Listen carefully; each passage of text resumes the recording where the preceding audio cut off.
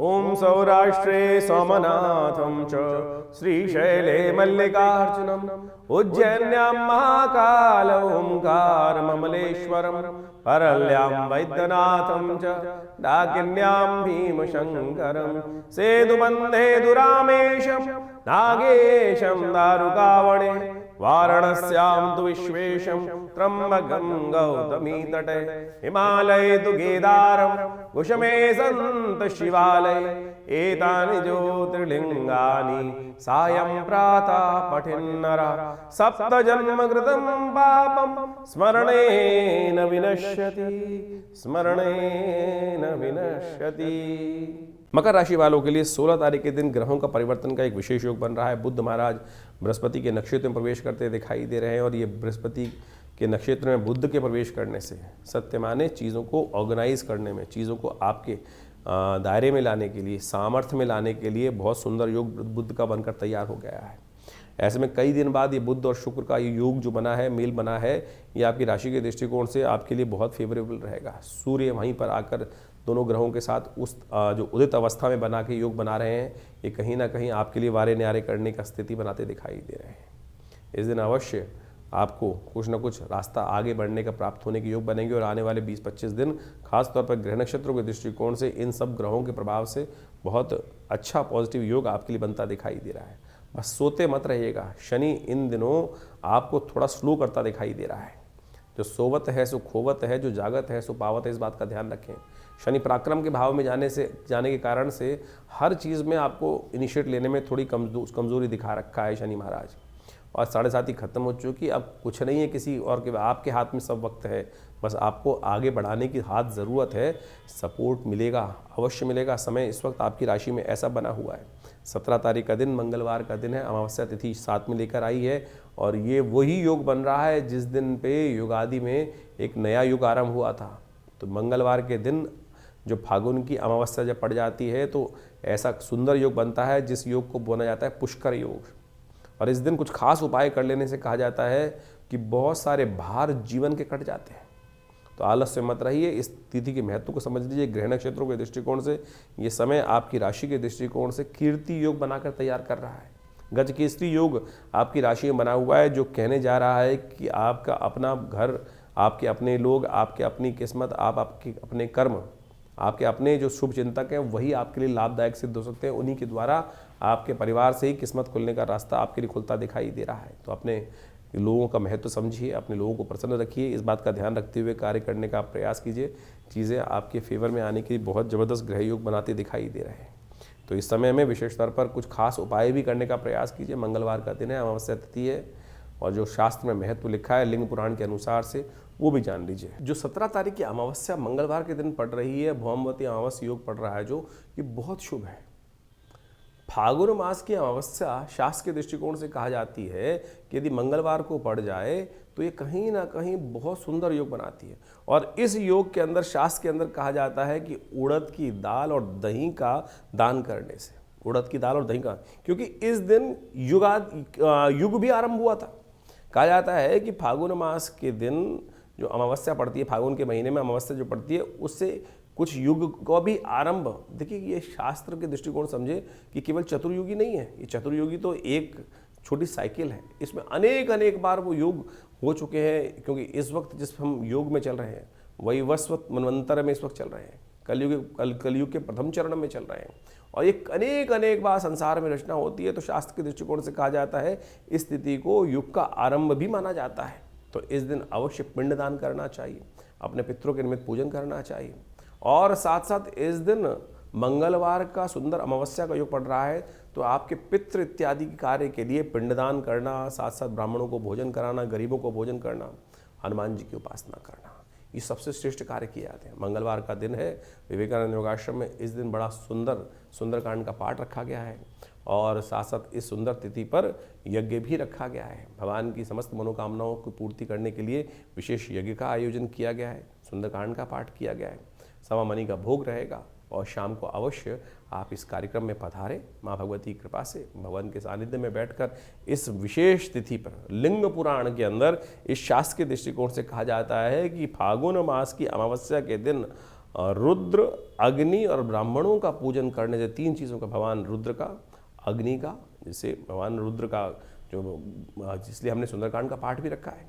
रुद्र अवतार ही हैं भगवान हनुमान जी, तो उनका पाठ, अग्नि से यज्ञ करने का, और साथ साथ ब्राह्मणों का पूजन कर लेने से।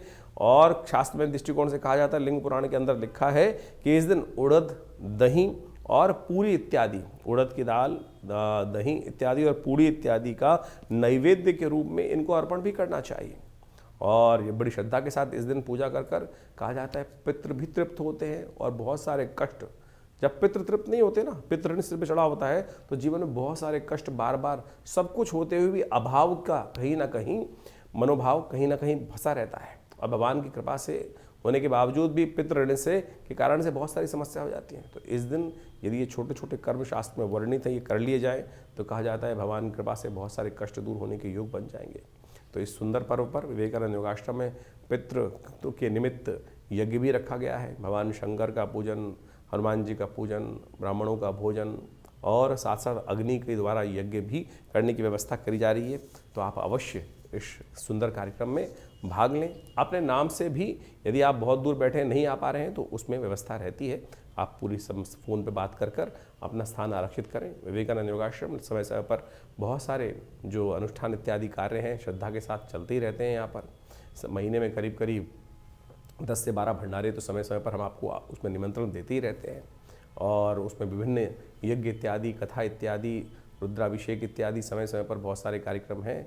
तो इस 17 तारीख को विशेष कार्यक्रम में आप सब सादर आमंत्रित हैं। भगवान की कृपा से ये बहुत पुण्य का पर्व है। इस दिन छोटे छोटे कर्म माँ भगवती की कृपा से कष्ट को दूर करने के जीवन के में योग अवश्य बनाएंगे। मकर राशि वालों के लिए 18 तारीख का दिन ग्रह नक्षत्रों के दृष्टिकोण से कैसा बन रहा है, ग्रहों का योग। फागुन के महीने का शुक्ल पक्ष इस दिन से आरंभ हो रहा है। कृष्ण की आराधना करने का समय आरंभ हो रहा है। ग्रह नक्षत्रों के दृष्टिकोण से यदि प्रभाव समझें तो आपकी राशि के दृष्टिकोण से राजयोग आपकी राशि में बना हुआ है, और ये राजयोग आपकी राशि के दृष्टिकोण से यदि देखा जाए तो कई दृष्टिकोण से आशीर्वाद से मेवा प्राप्त करने का योग दिखाई देता है। घर वालों से बात कर कर, विशेष तौर पर बड़े बुजुर्गों का आशीर्वाद लेकर जो भी कार्य करोगे, गुरु माता पिता इन सब के सानिध्य में रह के जो कार्य करोगे, ये दिन आपके नाम रहने के योग बनते दिखाई दे रहे हैं। कहीं भी रुका हुआ कार्य हो, एक बार प्रयास कीजिएगा, बड़ों का आशीर्वाद लेकर, सिर्फ आशीर्वाद लेकर, उनके चरण छूकर जो कार्य कर लोगे, चीज़ें अवश्य आपके फेवर में जाने की स्थिति बन सकती है। लाख दुश्मन बुरा चाहे, लेकिन आशीर्वाद आपके लिए कल्याण का रास्ता अवश्य बनाता दिखाई दे रहा है। ये छोटा सा रास्ता यही है आपकी किस्मत को जगाने का रास्ता। मेहनत नहीं, आशीर्वाद चाहिए इस दिन, और फिर देखिएगा परिवार में कैसे आपके लिए रास्ता बन सकता है। चाहे आपके ऑफिस में जो बड़ा हो उसका सानिध्य लें, या वो घर में बड़ा हो उसका सानिध्य लेने का प्रयास करें। बड़ों को अपने तरफ करने का प्रयास कीजिए, चीज़ें आपके लिए फेवर में जाने की योग बनाती दिखाई दे रही हैं। 19 तारीख का दिन बृहस्पतिवार का अवसर है, और इस दिन द्वितीया तिथि है, फलहरा दूज है। बहुत सारे लोग इसके महत्व को भूल चुके हैं। फलहरा दूज अपने आप में एक अंशुज साया माना जाता है। इस दिन ग्रहों का योग आपकी राशि के दृष्टिकोण से ऐसा बन रहा है कि जो आपने कायम काम विशेष तौर पर करने का प्रयास करना है, वो विशेष तौर पर आप बहुत कुछ परिवर्तन करने की शक्ति रखते हैं। उस शक्ति को आपको समझने की ज़रूरत है। चीज़ें आपके लिए तैयार बैठी हैं, बस आप आगे बढ़ने की तरफ नहीं जा रहे हैं। अननेसेसरी क्रोध को छोड़िए, थोड़ा सा डिप्लोमेसी के साथ काम करने का प्रयास कीजिए।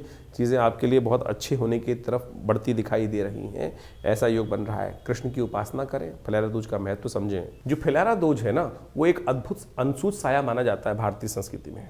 जिस प्रकार से देवउठनी एकादशी और अक्षय तृतीया ये जो मानी जाती हैं, भड्डली नौमी इत्यादि अंशुज साय माने जाते हैं, उसी श्रृंखला में फलहरा दूज भी फागुन मास के शुक्ल पक्ष की द्वितीया जो होती है, वो भगवान कृष्ण की सुंदर उपासना का दिन माना जाता है। और कहा जाता है कि भगवान की कृपा से इस दिन भगवान का विशेष पूजन, भगवान ओम नमो नारायणाय, ओम नमो भगवते वासुदेवाय का जप, यहाँ तक कि शादी इत्यादि के लिए भी अंशुज साया माना जाता है। मकान का आरंभ भी करना हो, कुछ भी करना हो, यदि कोई मुहूर्त और ना निकल रहा हो, तो इस समय तो ग्रहों की स्थिति बड़ी अच्छी है। शुक्र भी उदय होकर बैठे हैं, बुध भी उदय होकर बैठे हैं। तो आप इस सुंदर तिथि का लाभ, कुछ भी कोई मुहूर्त करना हो तो इस तिथि का अवश्य लाभ लेने का प्रयास करें। 19 फरवरी का दिन अपने आप में एक बहुत शुभ अंशुज साया है। किसी भी चीज़ को करने से उसका रिजल्ट अवश्य आपको पॉजिटिव मिलने के योग बहुत सुंदर तरीके से बनते दिखाई देंगे। तो इस स्थिति में कोई भी कार्य आरंभ करना हो तो अवश्य उस स्थिति का लाभ लेते हुए कार्य करें। मकर राशि वालों के लिए बात कर लेते हैं 20 तारीख का दिन कैसा रहेगा। 20 फरवरी का दिन ग्रह नक्षत्रों के दृष्टिकोण से आपके लिए बड़ा विचित्रता योग बनाता दिखाई दे रहा है। थोड़ा स्वार्थी बनकर कार्य करने का प्रयास करेंगे तो जो चीज़ें आपकी नहीं थी वो भी आपको प्राप्त हो सकती हैं। थोड़ा स्वार्थ से काम सिद्ध करने की आवश्यकता दिखाई देती है, लेकिन ध्यान रखना कोई फालतू के काम ऐसे ना करें जो आपके हक में नहीं है, उनको आप करने का प्रयास करें। नहीं तो हो सकता है कि इस वक्त मनोमस्तिष्क ऐसा हो सकता है कि जो चीज़ें जायज़ नहीं है उन नाजायज़ कामों को भी आप करने का प्रयास कर सकते हैं। किसी और के कार्य को अपना आप करने की तरफ थोड़ा स्वार्थ इतना ज़्यादा बढ़ सकता है और अनाधिकारी चेष्टा आप करते दिखाई दे रहे हैं। चीज़ें प्राप्त कर लेंगे, लेकिन ध्यान रखना पड़ेगा कि बाहर का काम ना करने का प्रयास करें। जो दूसरे का अननेसेसरी का कर्म का भार भी आपके जिम्मे में पड़ जाए तो मिस यूटिलाइजेशन किसी भी चीज़ का ना करें, इस बात का ध्यान रखें। कोई नहीं देख रहा है ऐसा ना माने, परमात्मा तो देख रहा है। कर्म का प्रभाव कभी खाली नहीं जाता। सही चीज़ों को सही रूप से करने का प्रयास कीजिएगा। इस समय आपकी मनोवृत्ति थोड़ी गलत तरफ कार्य करने के, गलत कार्यों से लाभ लेने की तरफ ज़्यादा होती दिखाई दे रही है। और ऐसे में आज तो लाभ देगा काम, लेकिन बाद में जाकर कहीं ना कहीं वो भार जो है वो दुख दे सकता है। इस बात का आपको ध्यान रखते हुए कार्य करना चाहिए। गौ पूजा करें, गौ के निमित्त अपने दायित्व को, कहा जाता है भगवान गाय के शरीर में समस्त देवताओं का वास होता है और अपने कर्म के द्वारा किए गए थोड़े से जो अशुभ कार्य हैं उनको दूर करने के लिए गौ सेवा कर अपने जो कर्मों का लेखा जोखा है वो थोड़ा सा न्यूट्रल करने का प्रयास कर लीजिए, वो अच्छा रहेगा। फागुन का महीना अपने आप में बड़ा सिद्ध महीना माना जाता है। इस फागुन के महीने में कहा जाता है कि भगवान शंकर, भगवान कृष्ण की सुंदर उपासना करने से बहुत सारे मनोरथ सिद्ध होने के योग बन जाते हैं। शास्त्रों के अनुसार से इस समय में जो बसंत का मौसम जब चल रहा होता है, ऐसे में होली का आगमन होने वाला होता है, होलाष्टक भी आरंभ होने वाले होते हैं। लेकिन इस मध्यकाल में फागुन के महीने में जिस प्रकार से एक सुंदर पर्व, शिवरात्रि का महापर्व, होली का महापर्व, ये सब के सब जिस प्रकार से आते हैं वो जीवन में कुछ नया आनंद उत्पन्न करने के योग बनाते हैं। ऐसे में स्वास्थ्य का भी बहुत ज़्यादा ध्यान रखने का हमें प्रयास करना चाहिए, क्योंकि जाती हुई सर्दी मौसम परिवर्तन की तरफ जाता है।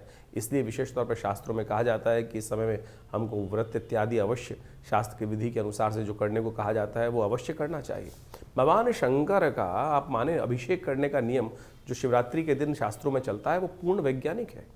वास्तविक तौर पे आप समझें, पुरानी कहावत है कि हमको जो कहा गया है कि अपने सिर को ठंडा रखने का प्रयास करना चाहिए। जो बड़े व्यक्ति हैं, जब तक मस्तिष्क ठंडा नहीं रहेगा तब तक संसार में कोई कार्य नहीं करेंगे। छोटी छोटी बातों पे ही यदि आपको क्रोध आने लगा, गुस्सा होने लगा, सिर गर्म रहने लगा, माथा गर्म रहने लगा, तो फिर क्या होता है, कोई भी कार्य व्यक्ति नहीं कर सकता।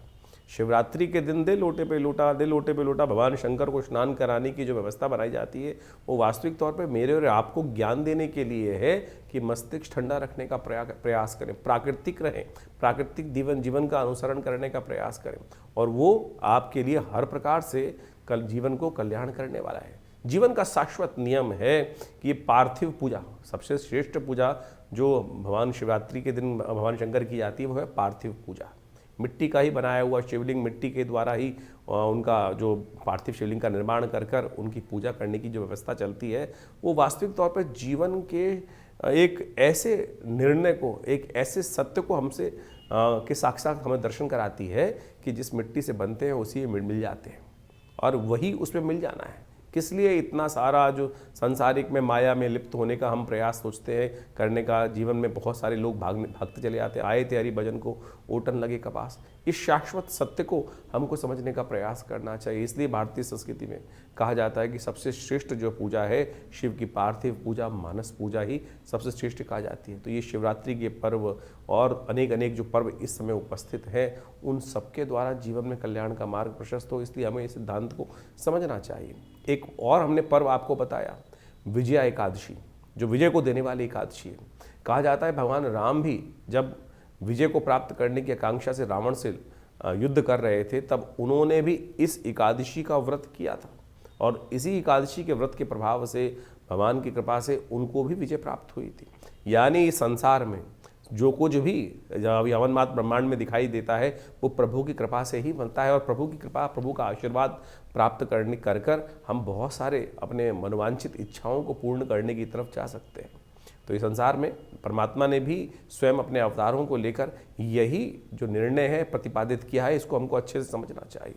तो ज्योतिष की गणनाओं के अनुसार से तो इस वक्त आप देख ही रहे हैं जो ग्रहों का योगायोग चल रहा है। इस समय जो ग्रहों का योगायोग आप अब देखें, जो बहुत सारे ग्रह सूर्य के आसपास हैं, और साथ साथ इस फागुन के महीने में जो 5 मंगलवार का योग पड़ रहा है, ये कहीं ना कहीं विवादों को उत्पन्न करने वाला योग है। कहीं ना कहीं स्थितियां कहीं ना कहीं अशांति की तरफ जाती दिखाई दे रही हैं। बहुत ज़्यादा छोटे छोटे मामलों में बहुत बड़े बड़े विवाद संसार में इस वक्त उत्पन्न होते दिखाई देंगे। कुछ नए युद्ध के रास्ते खुलते दिखाई देंगे, कुछ नए नए अशांति के वातावरण के नए द्वार खुलते दिखाई देंगे। तो ऐसा योग भी इस समय ग्रहों के अनुसार से बनता दिखाई दे रहा है। सांसारिक दृष्टिकोण से इस वक्त बहुत सारे ग्रह उदय हो चुके हैं। मंगल केवल जो है वो सूर्य के बिल्कुल सन्निकट चलता हुआ अस्त अवस्था में है। सूर्य भी परिवर्तन की तरफ जाएंगे, और इस सूर्य का परिवर्तन जो होगा वो कहीं ना कहीं बहुत विशेष संसार में परिवर्तन लाने का योग भी उपस्थित करता दिखाई दे रहा है। क्योंकि 5 मंगलवार का योग पड़ रहा है, ये कहीं ना कहीं प्राकृतिक आपदाओं की तरफ, कुछ दुर्घटनाओं की तरफ भी थोड़ा संसार को आशंकित करने का प्रयास कर सकता है। तो ऐसे में हम अपने स्वास्थ्य का भी ध्यान रखें, परमात्मा का भजन लगातार करते रहें। अकाल मृत्यु को हरने वाला यदि कोई पर्व हो सकता है तो वो शिवरात्रि का पर्व ही है। भगवान महामृत्युंजय को प्रसन्न कर कर, भगवान शंकर को प्रसन्न कर कर यदि हम छोटे छोटे उपाय जो शास्त्र में वर्णित हैं उनको करें, भगवान शंकर पर दुग्धाभिषेक, घृताभिषेक और गंधोदक से अभिषेक, और वो सब जो शास्त्र में नियम बताए गए हैं वो अनेक मनोरथों को सिद्ध करने वाले हैं, संसार की समस्त इच्छाओं को भी पूर्ण करने वाले हैं। जैसे कहा जाता है कि यदि दुग्ध का अभिषेक किया जाए तो पुष्टि को देता है, वहीं यदि गंगा जल से अभिषेक किया जाए तो वो संसार की बहुत सारी आकांक्षाओं को पूर्ण करने का योग बनाता है। यदि घर में समृद्धि की जो आकांक्षा मनोमस्तिष्क चल रही हो तो कहा जाता है गन्ने के रस से भगवान का अभिषेक कर देना चाहिए।